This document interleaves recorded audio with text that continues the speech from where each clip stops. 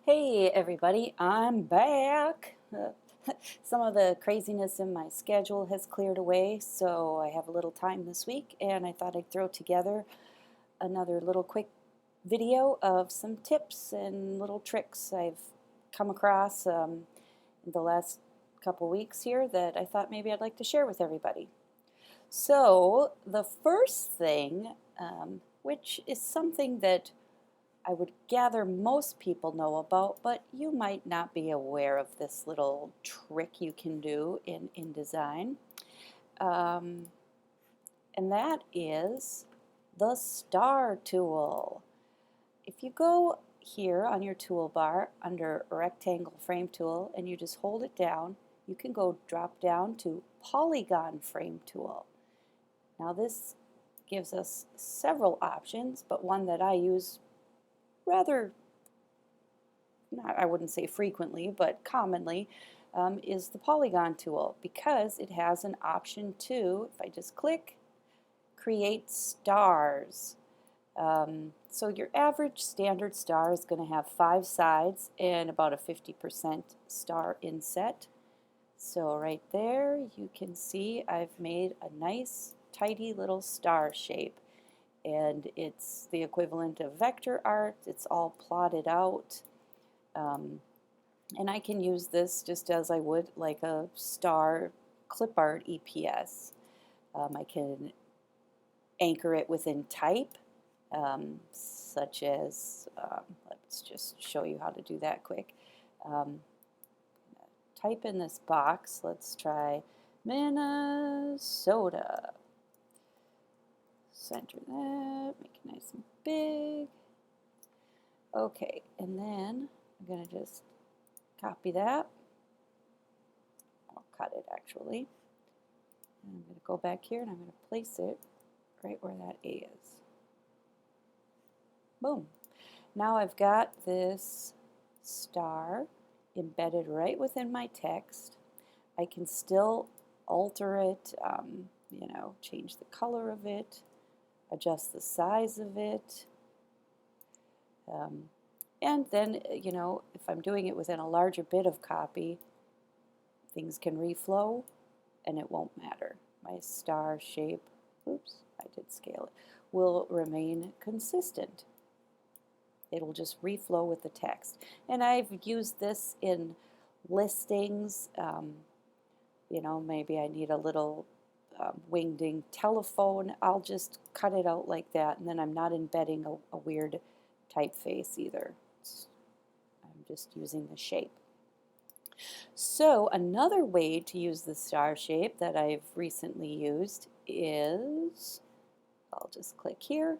I'm going to make one which has, say, 40 sides and a 90% star inset, and that's going to give me this beautiful little sunburst. Now these I used recently here in this layout that I did for a motorcycle tour across Indiana. So I used this star shape and I did kind of do a gradient effect and adjusted the transparency, and then I ran type over it. It just kind of gave it a little neat look, and that's just something I created right within InDesign. So if you want to adjust the transparency and run it over a photo like that, you would just go under Object right there, and here's where I can do all those fancy little tricks to it. Okay, and another thing I did on this Indiana story, you'll see, is I have this neat little Indiana shape, and I have a photo in it. So back to this, if I wanted to put an Indiana, let's do Minnesota. Put a little Minnesota shape there. I have an Illustrator file, vector file, that has the state of Minnesota. I'm just going to click on just that. I'm going to copy it, and then I'm going to go back to my InDesign document, and I'm just going to paste that right into InDesign. And now it's an editable shape. I can go ahead and I can adjust the color of it. I could do a drop shadow. I could, any effect that you can on any object. It's You're able to do that now directly within InDesign. It's not linking to any EPS, so if I want to change the color of this, I don't have to go back into Illustrator and change the color of it. It's just right there, and I can very easily modify the color of it. I can also import a picture into it, and let's see. I'm just going to go in and grab a random photo. Hopefully it's something that makes sense. All right. Well, look at that. It's even a lovely winter scene. And I can just go ahead and, I don't know what I'm doing here.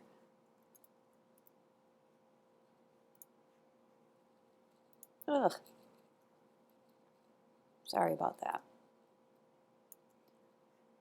So there you go.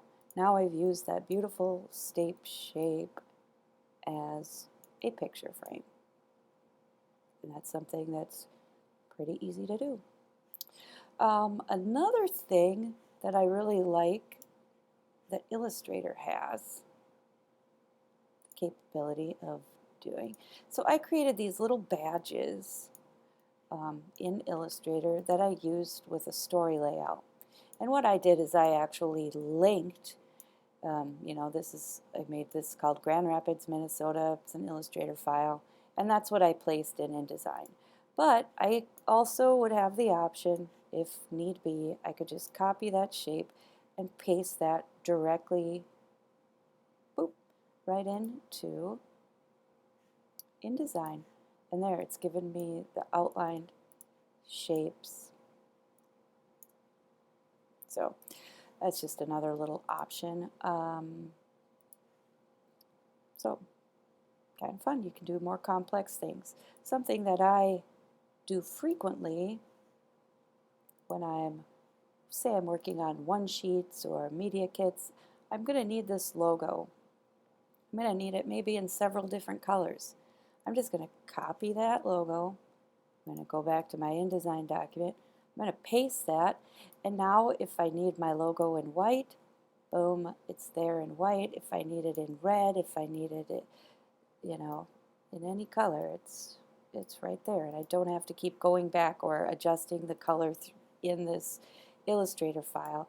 I just have it right here already outlined. So it comes in handy, especially if you're doing something where you're going to need your logo in different colors, or maybe I'm going to use it here and I'm just going to match this color. I can pull out the little eyedropper tool and I'm going to match that color.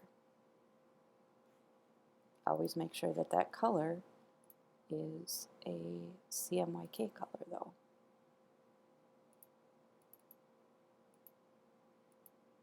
Oops. CMYK. Boom. So, there you go. Something that Illustrator has that I wished InDesign had are some really lovely gradients. I don't know if you've ever dug around here, but in the swatches, oh my, in the swatches of Illustrator, I can open swatch libraries, I can go to gradients, and some of these are just gorgeous. And I've used the metallic ones quite a bit in my motorcycle magazine, Rider. You may have heard of it, Rider. So there's different metals, and these are kind of a cool effect, and these are all CMYK, and they print really nice. I've used it on my cover a few times, and it gives a real nice metallic effect. But I want to use this gradient in InDesign. So I'm just going to draw out a box. I'm going to copy that box. I'm going to go back to my InDesign. I'm going to paste that box. And you know what clever little InDesign does? It adds that as a gradient swatch right here under my swatches in InDesign. So now I can use that same color. Ooh, I'm going to want to go to Object.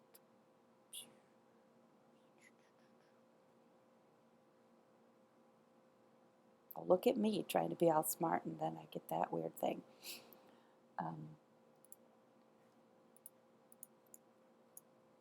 Oh, you know what?